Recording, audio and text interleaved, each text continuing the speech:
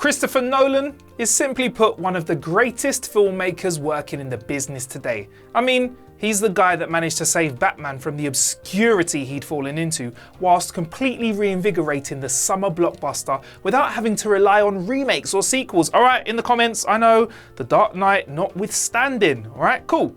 There are many common threads in his films. For example, being someone's wife in a Nolan film is not good. And yes, he uses a lot of the same talent, which personally, I've not got a problem with. If it ain't broke, don't fix it. Just give me juicy films. And on that note, there are of course spectacular visuals. Few people can think of his films without being awe-inspired by Dunkirk's aerial dogfights or Interstellar's trip through a whole wormhole. His scripts most often lean towards the highly cerebral, but he also has some offerings that are slightly more relaxed, which is great. With Chris, there really is a little of something for everyone on offer. He seems to be one of those people that just manages to churn out hit after heavy hit, and we as an audience are all the luckier for it. So, I'm Marcus Bronzy, and this is What Culture. Let's do this. This is Christopher Nolan's movies ranked relatively from worst to best. Number 11, Insomnia. Insomnia is not a bad film by any stretch. In fact, were it made by another director, it might rank much higher in this author's listings. However, this 2002 remake of the original simply pales in comparison to the rest of Nolan's catalogue. Al Pacino chews all of the scenery here as the hard-boiled cop who's in trouble with the IA at the beginning of this story. He and his partner are dispatched to a remote Alaskan town to assist in a homicide investigation, though this is primarily to get them out of the way whilst the real investigation takes place. The film is a rather standard cop thriller with very little to raise it above any of the other greats in the genre. Robin Williams is the shining star of the piece, delivering a chilling, nuanced performance as the killer who believes that he can cheat his way out of paying for his crime.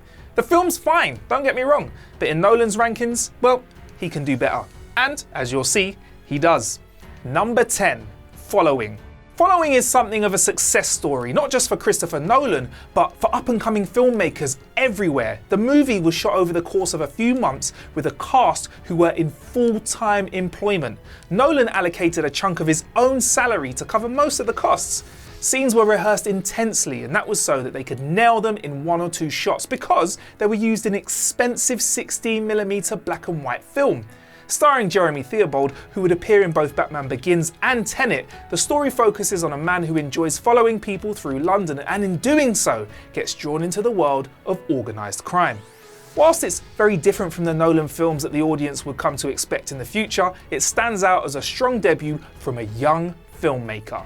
Number 9, Tenet. Trigger alert. I can almost see the comments, but stay with me, alright? So many hopes were put on Tenet. I mean, even Warner Brothers insisted on releasing the film in theatres only in the midst of a pandemic. Therefore, to see the film, we had to put a mask on and brave the cinema. They were that confident in this film. That being said, audiences are doing it, and Tenet is performing very well at the box office. The problem is that with the best will in the world, it's not the best of Nolan's films. I mean, the marketing campaign sold us a film that would call back to Inception and become a mind bender, but in all honesty, it was a little bit too mind bendy for me, maybe a little bit messy. I got lost in places and I just couldn't find my way back in time to enjoy the film. I mean, there are visually spectacular moments, the plane scene for one, or the final siege for another, but it also feels like there is too much reliance on just assuming that us and the audience will go with it. John David Washington is 10 out of 10 as the protagonist, whilst Robert Pattinson gives a very strong supporting role. Side note, I feel a little bit less awkward about him being Batman after seeing Tenet. There is an excellent story in there somewhere, but for that, we may have to wait for the director's cut or just watch it a few more times. Number 8, The Dark Knight Rises. The Dark Knight Rises, whilst debatably being the weakest film in the trilogy, is still a strong entry in Nolan's catalogue. The visuals are outstanding, with special mention required for the opening plane heist. That's another thing Nolan does. He's very good with them plane scenes, isn't he? There are cheesy moments. I mean, John Robin Blake was far more ham-fisted than we came to expect from Nolan, and Marion Cotillard's death scene, well, it left a lot to be desired. The film capitalised on the emotional build-up of the first two movies, with Tom Hardy's Bane becoming another iconic villain for the Rogues Gallery. A welcome cameo from Liam Neeson helped to tie the trilogy together, though to be fair, the film's ending does let it down a little bit. I mean, why would a man, known throughout the world, to have loads of publicity and money quietly, after pretending to die, sit at a public cafe and expect nothing and no one to notice? We can only guess. Number 7, Batman Begins. So, remember that time that Christopher Nolan saved Batman? Yeah, that was 2005, and it was a good year for the Caped Crusader as he abandoned the neon nipples of late and instead donned the hyper-realistic cape of Nolan's vision. And boy, what a vision it was! Utilising what would become a very familiar non-linear plot structure, we track Bruce Wayne's journey from frightened child to rage-driven adult, learning to pick himself up from his frequent falls along the way. The film is a triumph, not simply of Nolan's work, but of all involved. And you know what, Christian Bale, he delivered a strong central performance as the Bat, while Sir Michael Caine redefined the role of Alfred. Gary Oldman was a great James Gordon, while Cillian Murphy, Katie Holmes and Morgan Freeman and Liam Neeson all delivering solid supporting parts. The film couldn't have been more different from the previous entry in Batman's cinematic experiences and largely helped to reinvigorate the superhero film genre. Number 6, The Prestige. In a tale of magicians and wizards, The Prestige stands out as a prime example of the danger of real magic being wielded by those with no concept of power. So put that magic book down if you don't know what you're doing, alright? Hugh Jackman and Christian Bale play two sides of the same dark coin in this story, both consumed by their obsessions with being the best of the best of the best.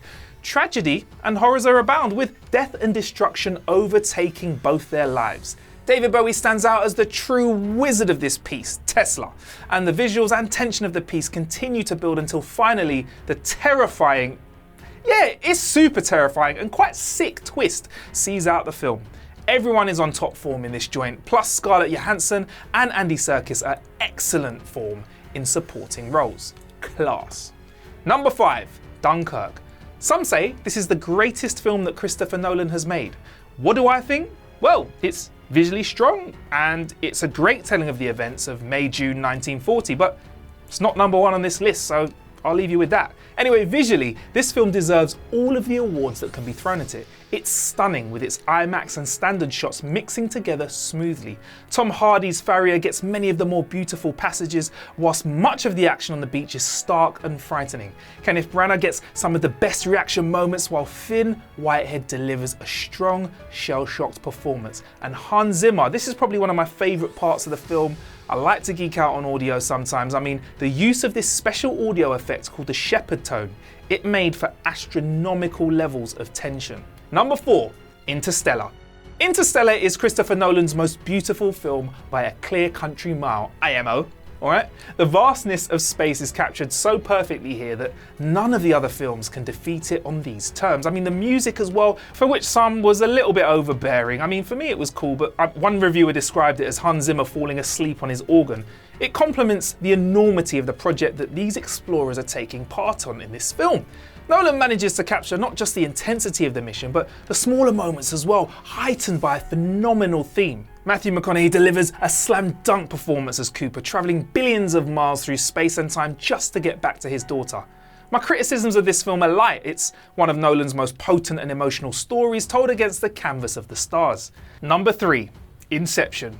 Inception gave cinema a gift when it premiered in 2010. Here, finally, was an independent, intriguing, and frankly brilliant blockbuster that wasn't a sequel or a remake. With this, Christopher Nolan knocked the ball out of the park. I mean, the casting is excellent here. As always, Sir Michael Caine is present to remind everyone what it means to be a good actor. Leonardo DiCaprio shines as Dom Cobb, the thief who just wants to go home to his children after a hard day's robbing. Tom Hardy in his first collaboration with Nolan is excellent as the forager with the driest wit on the planet. The visuals were outstanding, something that Nolan would of course come to be so easily known for. A lot of them were not just CGI though, but this film had an astronomical number of practical effects. For example, the standout hallway scene consisted of a full hallway being built on a structure that could be spun on command. And whilst the debate over the film's ending still rages all of us, did the totem topple? Yes, it did. That's the side I'm on. It toppled, all right? Inception succeeds in delivering both a highly cerebral central story with everything needed for the popcorn chomping masses. Number 2, The Dark Knight. This film very nearly took the top spot on the list. I mean, it's a damn near perfect film. Heath Ledger's Joker, mwah. He became an instant iconic character in the history of cinema. I mean, much like Begins before it, The Dark Knight strives for realism in how it tells a story. There are a few moments where this slips a little bit though. I mean, honestly, how the heck did the Joker get those drums on those boats? But anyway, these moments pale in comparison to the masterful storytelling on show for the rest of the film. From the beautiful visuals of Gotham City to the terrifying punk rock music cue for the Joker, the film is both immersive and intimate at the same time. I mean, the opening bank heist is now a thing of legend, gripping us, the viewers, from the first moments of the film, whilst the interrogation scene is firmly entrenched itself as one of the greatest two-hander scenes ever. Maggie Gyllenhaal more than capably takes over for Katie Holmes in the role of Rachel, offering a heart for Bale's Batman to chase, and the descent of Aaron Eckhart's Harvey Dent, well, it's the true tragedy of the piece. And if somehow you have not seen this film, do yourself a favour, flick it on after watching this. Number 1. Memento. Now, Memento was Christopher Nolan's first big film, and 20 years later, it remains one of the strongest scripts out of all of the films he has delivered so far. Based on the short story Memento Mori by Jonathan Nolan, the backwards travelling storyline has both a head-scratcher and fiercely intriguing mystery combined, heightened by the confusion of Guy Pearce's outstanding performance. I mean, this can't be overstated enough. Memento is an amazing film. It's been selected by the United States Library of Congress for the preservation in the National Film Registry. I mean, this is a giant piece of work from Nolan. Anchored by Pierce's Leonard, both Carrie-Anne Moss and Joe Pantoliano deliver compelling supporting performances to create a trio of gripping and also many times unlikable characters that you simply can't turn your eyes away from. I mean, Pierce sells his memory loss in a way that both is heartbreaking and also makes him easily manipulated and potentially the perfect killer, with no memory of his crimes. I mean, with such a canvas to work with, both Jonathan and Christopher Nolan have delivered what remains one of the greatest stories they have collaborated on. Watch Memento. It really is that good. I repeat, watch that film. So, there you go. Chris Nolan's movies ranked best to worst. Of course, your opinion's going to be different, but don't shout it at the screen. Get on that keyboard and let us know what you think in the comments below. Of course, drop us a sub, and while you're at it, give us a like as well. You can find us on Twitter at WhatCulture. I'm also on social media as well. Marcus Bronzy. Bronzy spelled B-R-O-N-Z-Y. Until next time, watch that film, yeah? I weren't joking. Watch it. What?